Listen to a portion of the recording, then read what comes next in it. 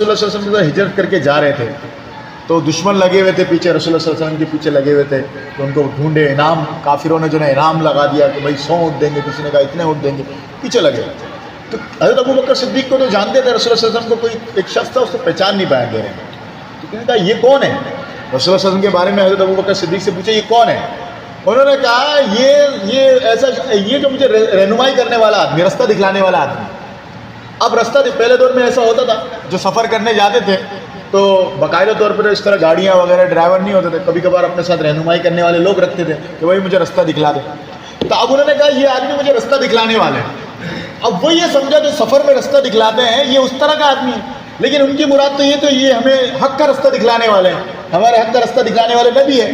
اب انہوں نے تو بیان یہ کیا کہ بھائی یہ مجھے حق کا رستہ دینے والا، لیکن سامنے والا سمجھا کہ عام رستہ. تو یہ جھوٹ نہیں تھا، یہ توریہ تھا. یہ مطلب ایک علمی اعتبار سے سمجھداری ہے